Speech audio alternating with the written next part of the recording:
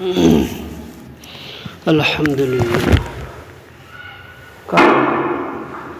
الحمد لله الحمد لله نحمده ونستعينه ونستغفره ونعوذ بالله من شرور أنفسنا ومن سيئات أعمالنا من يهده الله فلا مضل له ومن يضلل فلا هادي له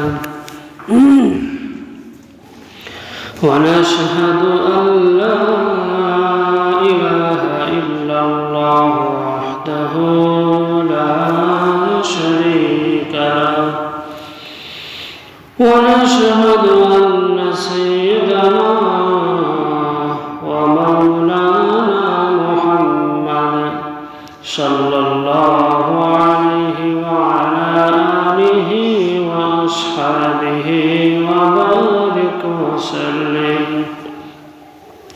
সমস্ত প্রশংসা আল্লাহ রাব্বুল আলামিনের জন্য, যে আল্লাহ রাব্বুল আলামিন আমাদেরকে সুস্থ রেখে ভালো রেখে জুমার নামাজ আদায়ের উদ্দেশ্যে মসজিদে আসার তৌফিক দান করেছেন। এই জন্য সকলেই আল্লাহর দরবারে শুকরিয়া জ্ঞাপন করি, সকলেই বলি আলহামদুলিল্লাহ। দরুদ ও সালাম বর্ষিত হোক হযরত মুহাম্মদ মুস্তাফা সাল্লাল্লাহু আলাইহি ওয়াসাল্লাম। প্রিয় মুসলিমবৃন্দ, আল্লাহ তাআলা আমাদের সৃষ্টি করেছেন শুধু তার ইবাদতের জন্য। তিনি আমাদেরকে একা পথ দেখাননি, বরং পথ দেখানোর জন্য প্রেরণ করেছেন তার প্রিয় হাবিব মুহাম্মদুর রাসূলুল্লাহ সাল্লাল্লাহু আলাইহি ওয়াসাল্লামকে। আমাদের দুনিয়া ও আখিরাতের সফলতা নির্ভর করে কোরআন ও সুন্নতের উপর চলার মাধ্যমে। কোরআনে আল্লাহ রাব্বুল আলামিন বলেন, আউযু বিল্লাহি মিনাশ শাইতানির রাজীম, বিসমিল্লাহির রাহমানির রাহিম, কুল ইন কুনতুম তুহিব্বুনাল্লাহ ফাত্তাবিউনি ইউহিব্বুকুমুল্লাহ। সূরা আল ইমরান 31 নম্বর আয়াতে আল্লাহ রাব্বুল আলামিন বলেন যে, হে নবী, আপনি বলে দিন, তোমরা যদি আল্লাহকে ভালোবাসো তবে আমাকে অনুসরণ করো, আল্লাহ তাআলা তোমাদের ভালোবাসবেন। আল্লাহ রাব্বুল আলামিন নবীকে আদেশ করতেছেন। সেই সময় নবী করিম সাল্লাল্লাহু আলাইহি ওয়াসাল্লাম সাহাবাদেরকে এই কথাগুলি শুনিয়েছেন যে, তোমরা যদি আল্লাহকে ভালোবাসো তবে আমাকে অনুসরণ করো। আমরা সকলে আল্লাহকে ভালোবাসি, ভালোবাসতে গেলে নবীকে অনুসরণ করতে হবে। নবী করিম সাল্লাল্লাহু আলাইহি ওয়াসাল্লামের অনুসরণের মাধ্যমে আল্লাহকে ভালোবাসা, সেটা আল্লাহ রাব্বুল আলামিন বলতেছেন। আর আল্লাহ তাআলা তোমাদের ভালোবাসবেন। যদি আমরা নবীকে অনুসরণ করে চলি তাহলে আল্লাহ রাব্বুল আলামিনও আমাদেরকে ভালোবাসবেন। ইবাদতে সুন্নত অনুসরণ করা, নামাজ, রোজা, যাকাত সব ইবাদত নবী করিম সাল্লাল্লাহু আলাইহি ওয়াসাল্লাম যেভাবে করেছেন সেভাবেই করতে হবে। আমরা যদি আল্লাহ তাআলাকে ভালোবাসতে চাই তাহলে নবী করিম সাল্লাল্লাহু আলাইহি ওয়াসাল্লাম যেভাবে নামাজ পড়েছেন ঠিক আমাদেরকেও সেইভাবেই নামাজ পড়তে হবে। রুকু, সিজদা, সূরা কেরাত, হ্যাঁ, ফরজ নামাজের পরে সুন্নত আছে, নফল আছে, এগুলি আমাদেরকে পড়তে হবে। যদি শুধু ফরজ নামাজ পড়ে যদি আমরা চলে যাই তাহলে কি হলো? নবীকে অনুসরণ করা হলো না। দেখা যায় আমাদের সমাজে, দেশে অনেক মানুষ এমন আছে যে আল্লাহর হুকুম শুধু পালন করেই চলে যাইতেছে। হ্যাঁ, আল্লাহর হুকুম পালন হবে, কিন্তু আল্লাহকে যে ভালোবাসে আমরা বলতেছি, আল্লাহ বলতেছে যে তোমরা আমার নবীকে অনুসরণ করো।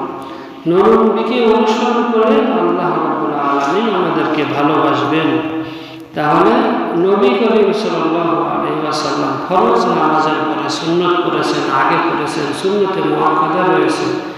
এগুলি আমাদের অনেক যুবক ভাই, অনেক মানুষ এমন রয়েছে যে শুধু ফরজ ইবাদত করেই চলে যায়, সুন্নত করে না। এটা করতে হবে। রোজা রাখা আল্লাহ ফরজ করে দিয়েছেন, কিন্তু কেমনে রোজা রাখতে হবে, নবী করিম সাল্লাল্লাহু আলাইহি ওয়াসাল্লাম কিভাবে রেখেছেন, সেগুলি আমাদেরকে ফলো করতে হবে। যাকাত দেওয়া আল্লাহ রাব্বুল আলামিন ফরজ করেছেন। আল্লাহকে ভালোবেসে আমরা যাকাত দেই, কিন্তু রাসূল সাল্লাল্লাহু আলাইহি ওয়াসাল্লাম কিভাবে যাকাত দিতে বলেছেন সেভাবে আমাদেরকে যাকাত দিতে হবে। আমি ধনী মানুষ, কোনো হিসাব নিকাশ না করে যদি আমি কিছু টাকা দিয়ে খেলতে হয়ে যায়, তাহলে এটা যাকাত হবে না। নবী করিম সাল্লাল্লাহু আলাইহি ওয়াসাল্লাম শিখিয়েছেন কতটুকু যাকাত দিতে হবে, ফসলের কতটুকু হক আদায় করতে হবে, এগুলি আমাদেরকে শিখিয়েছেন। তো নামাজ, রোজা, যাকাত সব ইবাদত নবী করিম সাল্লাল্লাহু আলাইহি ওয়াসাল্লাম যেভাবে করেছেন সেভাবেই আমাদেরকে করতে হবে।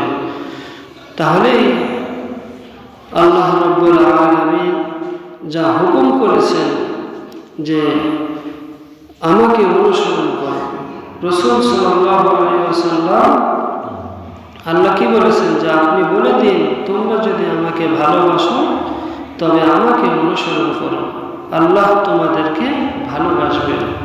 আল্লাহর ভালোবাসা পেতে হলে নবীকে অনুসরণ করে আমাদেরকে চলতে হবে। রাসূল আকরাম সাল্লাল্লাহু আলাইহি ওয়াসাল্লাম বলেছেন, সাল্লু কামা রাআইতুমুনি উসাল্লি, সহিহ বুখারীর হাদিস, যে তোমরা আমাকে যেমন নামাজ পড়তে দেখো তেমনই নামাজ পড়ো। দেখা যায় গ্রামের অনেক মানুষ রয়েছে যে তাড়াহুড়া করে নামাজ আমরা অনেকেই পড়ি, সমাজে অনেক মানুষ রয়েছে যারা পড়ে, তাড়াহুড়া করে নামাজ পড়া যায় না, ধীরে স্থিরভাবে রুকু সিজদা কেরাত এগুলি পড়তে হবে। দেখা যায় কাতার ঠিক করি না, কাতার এলোমেলো থাকে, এখানে হয়তো বা হয় না। অনেক সমাজে এমন আছে যে কাতার সোজা করে না, কাতার সোজা করতে হবে। সুন্নত বাদ দেওয়া যাবে না, এগুলি সুন্নতের খেলাফ। সুন্নতের খেলাফ কোনো কাজ যদি করা হয় তাহলে আল্লাহ রাব্বুল আলামিন আমাদেরকে ভালোবাসবেন না। সুন্নত অনুযায়ী যদি আমরা চলতে পারি তাহলে আল্লাহ বলেছেন, তাহলে আল্লাহ তোমাদেরকে ভালোবাসবেন। এক সাহাবী অনেকবার নামাজ পড়েছেন, রাসূল দেখেছেন, বারবার দেখেছেন, বলছে আপনার নামাজ হয় না, আবার পড়েন। যদি এইভাবে করতে থাকেন তাহলে আপনার কি হবে, নামাজ হয় না। এরপরে রাসূল সাল্লাল্লাহু আলাইহি ওয়াসাল্লাম বলেছেন, তোমরা আমাকে যেমন নামাজ পড়তে দেখো তেমনই নামাজ পড়ো। রাসূল সাল্লাল্লাহু আলাইহি ওয়াসাল্লাম কত ধীর স্থিরভাবে নামাজ পড়েছেন। গ্রামের মানুষ অনেক পরীক্ষার মধ্যে থাকে, যেমন লেনদেন ও হালাল রিজিকের ব্যাপারে। গ্রামের মানুষের বড় পরীক্ষা হলো জমি, ফসল, মাপজোকে ও লেনদেনে, এগুলি নিয়ে অনেক সমস্যা দেখা দেয়। মান ওয়াসা ফালাইসা মিন্নি, সহিহ মুসলিমের হাদিস, যে ধোঁকা দেয় সে আমার উম্মত নয়। কারো জমি দখল করা, অন্যায়ভাবে যদি কেউ দখল করে তাহলে সে নবীর উম্মত হতে পারবে না। কত বড় কথা, যেগুলি আমাদের দেশে অহরহ হইতেছে, এগুলি একটা ফ্যাশনে পরিণত হয়েছে। তো জমি দখল করা এগুলি খারাপ কাজ। ওজনে কম দেওয়া, দেখা গেল ওজনে কম দিতেছে, এই জিনিসগুলি হারাম কাজ, এগুলি থেকে বেঁচে থাকতে হবে। ফসল ভাগের জন্য করা, দেখা গেল ফসল আমরা ভাগ করতেছি, মিলেমিশে কাজ করি, ভাগ যখন করা হয় কম বেশি করা হয়, এই জিনিসগুলি থেকে আমাদেরকে বেঁচে থাকতে হবে। এগুলি জুলুম, অন্যায়, মানুষ বিশ্বাস করে, কাছে যায় না, খোঁজ খবর নেয় না, কিন্তু নিজেকে দায়িত্ব নিয়ে কাজগুলি করতে হবে। কাউকে এগুলি মানে ফসল ভাগে কোনোভাবে জোর করা যাবে না। এইসব কাজ সুন্নতের খেলাফ, সুন্নত বিরোধী কাজ। প্রতিবেশীর হক আদায় করা। গ্রামে দেখা যায় এক বাড়ির সঙ্গে আরেক বাড়ির সম্পর্ক খুব কাছে, খুবই মহাব্বতের, খোঁজখবর রাখে, সব কিছু ঠিক আছে। দেখা যায় তাই প্রতিবেশীর হক নষ্ট করা বলব না। সম্পর্ক ঠিক রাখতে হলে তাদের সঙ্গে কথাবার্তা, মুখের ভাষা, সব দিক থেকে খোঁজখবর নেওয়া, এটা নবী করিম সাল্লাল্লাহু আলাইহি ওয়াসাল্লামের একটা সুন্নাহ। সহিহ বুখারীর হাদিস, যে মুমিন সে মুমিন নয় যার অনিষ্ট থেকে তার প্রতিবেশী নিরাপদ না। একই প্রতিবেশী, পাশের বাড়ি, সে কষ্ট দেয়। এমনভাবে চলাফেরা করতে হবে, যদি আমরা মুমিন হতে চাই তাহলে এমনভাবে প্রতিবেশীর সঙ্গে আচরণ করতে হবে তা আমাদের কথার দ্বারা যেন পাশের প্রতিবেশীরা কোনো ধরনের কষ্ট না হয়। যদি আমরা মুমিন হতে চাই, তাকওয়াবান হতে চাই, আল্লাহ ভীরু যদি মুমিন হতে চাই, তাহলে প্রতিবেশীকে কোনোভাবেই কষ্ট দেওয়া যাবে না। সহিহ বুখারীতে কি বলা হয়েছে? সে মুমিন নয় যার অনিষ্ট থেকে তার প্রতিবেশী নিরাপদ নয়। প্রতিবেশী যেন এমন না করে যে লোকটা ভালো না, যে এমন তার কথাবার্তা, তার ব্যবহার আমাকে খুব কষ্ট দেয়, এইরকম যেন না বলে। প্রতিবেশী খোঁজখবর রাখে, ভালো সে কেমন একজন প্রতিবেশী, তার পাশের বাড়ির খবর সে ভালো করেই জানে। সে মুমিন যদি হতে চায় তাহলে আমাদের কি করণীয়? যে মুমিন হতে চায় তাকে প্রতিবেশীকে কষ্ট দেওয়া হবে।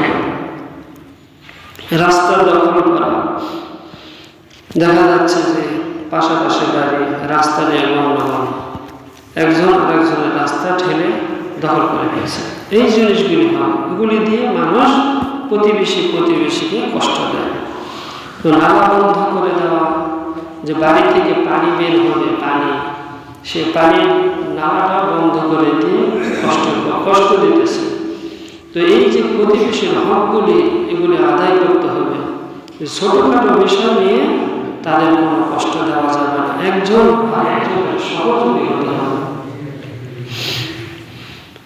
এগুলি হচ্ছে সব সুন্নত বিরোধী কাজ। গ্রামের সমাজে দেখা যায় আত্মীয়তার সম্পর্ক খুব শক্ত, কিন্তু ঝগড়া, জমি বিবাদের সম্পর্ক বিচ্ছিন্ন হয়। যে আত্মীয়, পাশের বাড়ি আত্মীয়, বা এক গ্রামে অনেক আত্মীয় ঠিক থাকে, কিন্তু ঝগড়া লেগে থাকে। কি কারণে? জমি নিয়ে সম্পর্ক বিচ্ছেদ, কথা হয় না, একজন আরেকজনকে দেখতে হয়। এই জিনিসগুলির দ্বারা সম্পর্ক নষ্ট হয়ে যায়। জমি নিয়ে বিবাদে, ঝগড়া বিবাদ সব সময় লেগে থাকে। আল্লাহ রাব্বুল আলামিন কোরআনে বলে, ওয়াত্তাকুল্লাহাল্লাযী তাসাআলুনা বিহি ওয়াল আরহাম, সূরা নিসা 1 নম্বর আয়াতে আল্লাহ রাব্বুল আলামিন বলেন, আল্লাহকে ভয় করো এবং আত্মীয়তার সম্পর্ক নষ্ট করো না। এই ছোটখাটো বিষয় নিয়ে আত্মীয়তার সম্পর্ক আমাদের নষ্ট হয়ে যায়, কথা কাটাকাটি, কোনো খোঁজখবর নাই, একজন আরেকজনকে দেখতে পারে। কিন্তু আল্লাহ কি বলতেছেন? যত কিছুই হয়ে যায়, আমরা সকলে মনে রাখতে হবে যে আত্মীয়তার সম্পর্কে আল্লাহকে ভয় করো এবং আত্মীয়তার সম্পর্ক নষ্ট করো না। এই জিনিসটা আল্লাহ রাব্বুল আলামিন বলেছেন। এমন কোনো কথা বলা যাবে না, এমনভাবে তাকে কষ্ট দেওয়া যাবে না যার দ্বারা আমার সম্পর্কটা নষ্ট হয়ে যায়। নিজেকেই সংযত রাখতে হবে।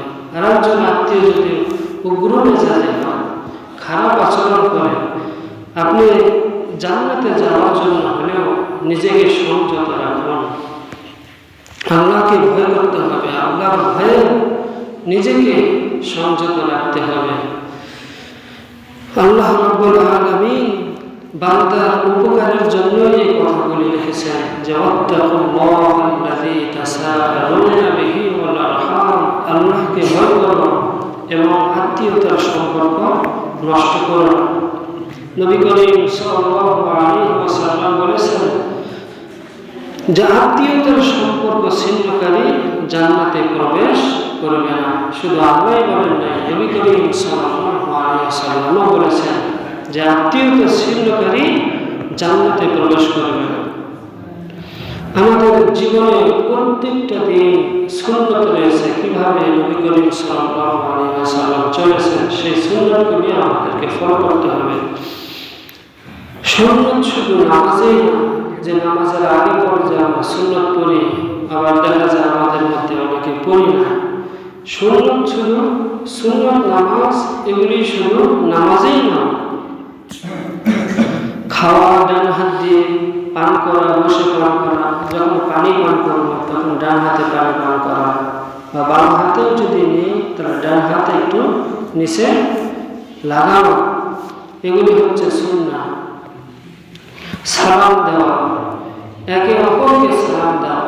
সামনে দিয়ে একজন মুসলিম আর একজন মুসলিম হেঁটে যাচ্ছে কিন্তু মুখে কোনো সালাম নেই।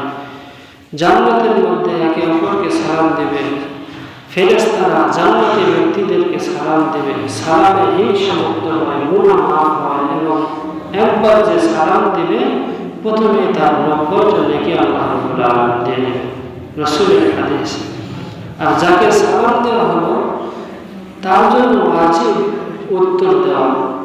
সালাম দেওয়া ওয়াজিব না, কেউ যদি সালাম দিয়ে দেয় সঙ্গে সঙ্গে তার উত্তরটা দেওয়া ওয়াজিব। কথা বলা সত্য ও মননভাবে, একে অপরের সঙ্গে এমনভাবে কথা বলতে হবে কথাটা যেন সত্য হয় এবং নরম ভাষায়, কর্কশ মেশানো না। মানুষ যেন আমাদের কথার দ্বারা কোনো যেন কষ্ট না পায় এমনভাবে চলাফেরা করতে হবে।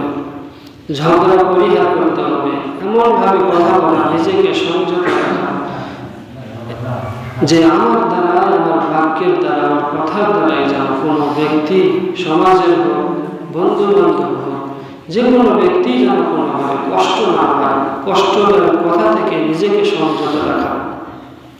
নবী করিম সাল্লাল্লাহু আলাইহি ওয়াসাল্লাম বলেছেন যে আমার সুন্নাত জীবিত রাখে সে আমাকে ভালোবাসে। এই যে কথাগুলি বলা হলো, যে শুধু নামাজেই নয়, খাওয়া দাওয়া, পান করা, সালাম দেওয়া, সত্য কথা বলা, নরমভাবে কথা বলা, ঝগড়া পরিহার করা, এই জিনিসগুলি যারা জীবিত রাখবে, আমল করবে, নিজের জীবনে ফিট করবে, সে আমাকে ভালোবাসে। নবী করিম সাল্লাল্লাহু আলাইহি ওয়াসাল্লাম তার পুরো লাইফটা, তার পুরো জীবনটা কিভাবে সে পরিচালনা করেছেন। তাকে কষ্ট দেওয়া হয়েছে, উটের ঘুড়ি তার মাথার উপর চেপে দেওয়া হয়েছে, তাকে হত্যা করার জন্য বাড়িতে আক্রমণ করা হয়েছে। কত কষ্ট! নিজের জায়গা থেকে তাকে মক্কা থেকে মদিনায় চলে যাইতে হয়েছে, থাকতে পারে না। তবুও সে রাসূল আকরাম সাল্লাল্লাহু আলাইহি ওয়াসাল্লাম নিজে কষ্ট করেছেন, কিন্তু মানুষকে কষ্ট দেন না। মানুষকে সাহায্য করেছেন, ভালো কথা বলেছেন, ভালো পরামর্শ দিয়েছেন। এগুলি হচ্ছে নবী করিম সাল্লাল্লাহু আলাইহি ওয়াসাল্লামের সুন্নাহ। এগুলি তার জীবনী থেকে আমাদেরকে শিক্ষা নিতে হবে। আমাদের জীবনে যেন সেই নবী করিম সাল্লাল্লাহু আলাইহি ওয়াসাল্লামের লাইফটি আমাদের জীবনের সঙ্গে ফিট করে আমরা জান্নাতে যেতে পারি, সব সময় এটা চেষ্টা রাখতে হবে। তো রাসূল সাল্লাল্লাহু আলাইহি ওয়াসাল্লাম কি বলেছেন যে আমার সুন্নাত জীবিত রাখে।